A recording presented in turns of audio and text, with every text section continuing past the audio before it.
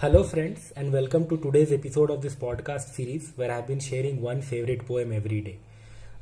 Today is the 33rd episode, and I want to read a poem by Wesley McNair. This poem is called Killing the Animals. It's a little disturbing piece, so if you are not up for it, if you are weak-hearted and if such poems disturb you, I suggest that you can stop the podcast now. I'll read the poem first. Wesley McNair, Killing the Animals. The chickens cannot find their heads, though they search for them, falling in the grass. And the great bulls remain on their knees, unable to remember how to stand. The goats cannot find their voices, they run quickly on their sides, watching the sky. Before I come to the discussion part, I want to read two more poems. This is a poem by another American poet, Mac Hammond. This poem is called Thanksgiving. Actually, I've been reading too many American poets. I should diversify more now. But yeah, anyway, this is by Mac Hammond, Thanksgiving. The man who stands above the bird, his knife sharp as a Turkish scimitar, first removes a thigh and leg, half the support on which the turkey used to stand. This leg and thigh he sets on an extra plate, all his weight now on one leg. He lunges for the wing on the same side of the bird from which he has just removed the leg and thigh. He frees the wing enough to expose the breast, the wing not served but collapsed down the platter.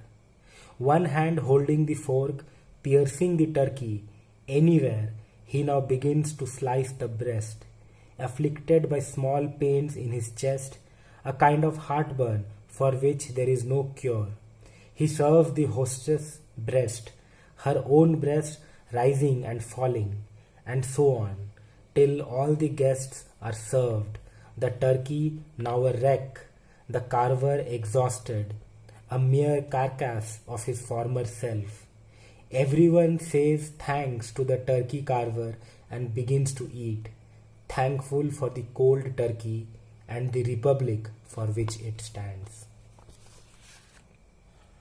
There's a third poem I'm going to read, which is in Hindi. This is by Sudhir Ranjan Singh from his collection of poems Shayad. This poem is called Dhanya. Dhanya. कसाई खाने की बगल में एक अधहरा मैदान है बकरों के चरने का। हर घंटे कसाई का बेटा उठाता है किसी तंदुरुस्त बकरे को, बाकी बकरे सर झुकाए चुपचाप घास चरते हैं जैसे कुछ हुआ ही नहीं। धैर्य है इतना, धन्य। 2. बॉयलर मुर्गे के गले पर कसाई फेरता है चाकू, मुर्गे की आंखें बंद रहती हैं ध्यान मुद्रा में, निकलती है जब धार खून की, फड़फड़ाते हैं पंख, धन्य कटने का सुख. Although there is a certain theme that binds the three poems together, and that is animal cruelty, the idea of animals getting killed by humans. What I want to arrive at is how the three poems are different, and through this difference I want to explain an important concept in poetry.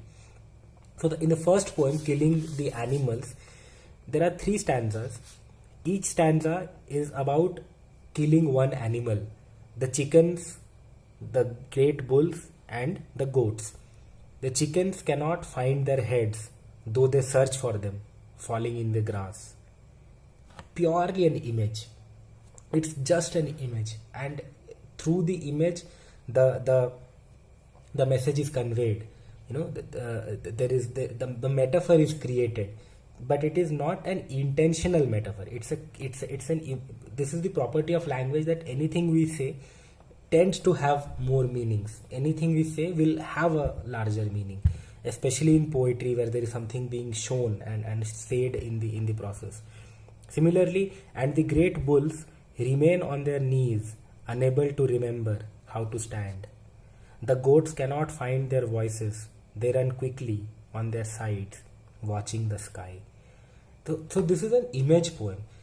Image is the purest form of poetry. Image poetry is pure poetry, where you write a poem about, let's say, a mango, and the readers get the essence of, experiencing a mango. It can make the reader feel like he or she has eaten a mango, or it is like the experience of consuming a mango. If you write a poem about sunset, the poem should be so beautiful that it gives the it gives you the pleasure of actually being in at a sunset. Read Shamsher Bahadur Singh's Usha, for example. More importantly, a poem on sunset should be more beautiful than sunset, or at least it should give a newer perspective to sunset. Otherwise, why would someone read your poem? They would rather go and watch the sunset, right? So that's the idea of image in poetry. When you create an image, it is at the end of the day trying to imitate reality, but playing with that reality in a way that it becomes something bigger than that. So that is what an image poem is, and this poem is a beautiful image poem. There are three images, and each of them communicate something bigger. The second poem, Thanksgiving. All of us know that it's a day that is celebrated in US,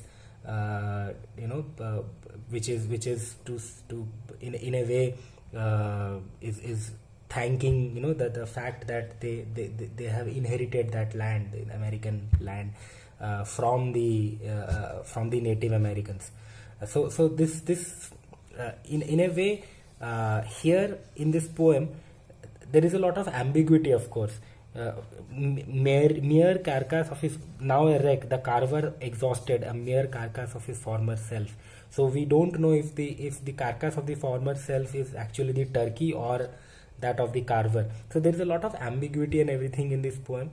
There are also sound. There's also that sound.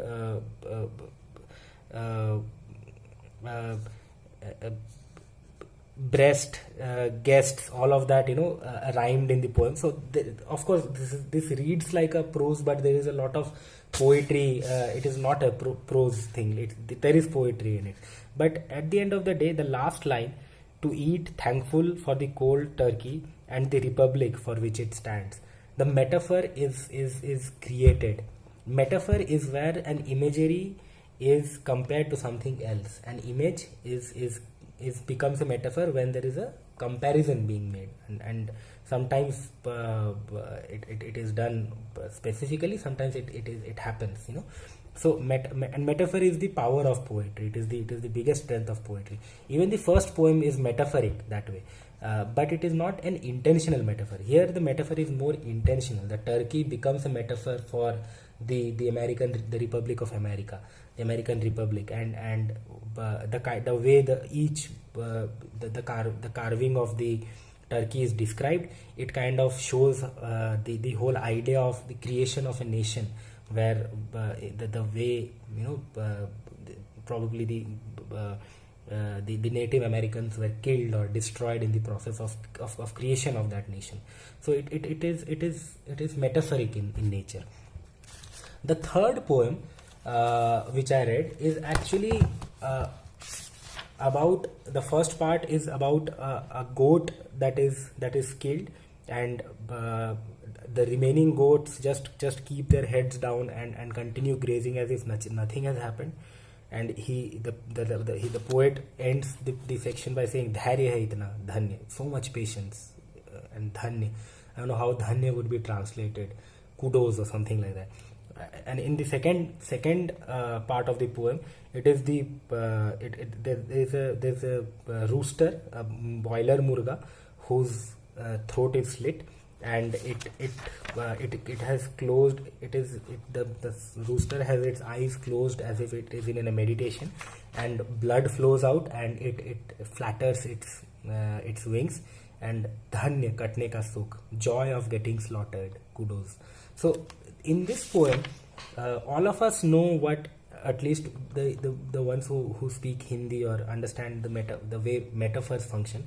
Bakra or Murga are known symbols. What I mean by symbols is, clock is a symbol for time, so that such symbols exist around us. So if I say मेरी घड़ी खराब है, and somebody jokes घड़ी खराब है कि समय खराब है, so that joke is a symbolic joke. So there are certain metaphors. Some poet or some creative minded person would have used this as a metaphor for the first time, but with the due course of time they tend to become symbols. They become so much more powerful than metaphors. For example, a lion is a symbol for power or symbol for king. The lion is the king of the jungle. So if there is a poem which is making fun of the lion, it is actually not making fun of the lion, it is making fun of the king. So that symbol of lion is used in the process of so there, that metaphor is not necessary. You are using that metaphor, you are borrowing that metaphor from language, and you are using it. Here the exact thing happens. Here the murga, the rooster, and the bakra, the goat, they are both used as symbols, and we know what those symbols stand for. In language borrows it to us.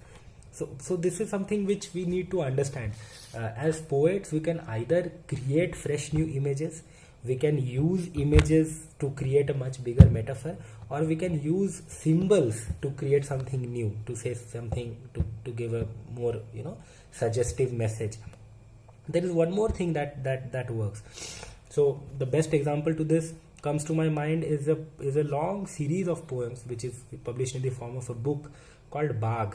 Kedarnath Singh, the very famous and brilliant Hindi poet, he has written a series of poems on Bagh, tiger, where the symbol of Bagh is used again and again. The symbol of tiger is used again and again, and in the process it becomes a motif. So when a symbol is used again and again, it becomes a motif, it becomes something bigger than a symbol. And motif is actually a way of creating theme. And there is another way symbols can work, a superset of symbols, where many symbols are working together, and in a where the space is also symbolic, everything is symbolic. Then it also has the tendency of becoming a myth. So there are old myths like Ramayana, Mahabharata, then there are new myths like Batman and Game of Thrones. So all of this is how language functions, literature functions. The purest of it is image, then above it lies the layer of metaphors, then the symbols, metaphors which become symbols, then of course the motif, and then the myths, theme and myths, the larger superstructures of symbols. So this is something that we need to understand as poets, and need to be mindful of when we write our own poetry. This is all I had to say in today's episode. Thank you so much for watching. Stay safe, and we'll meet tomorrow with a new poet and a new poem. Thank you so much.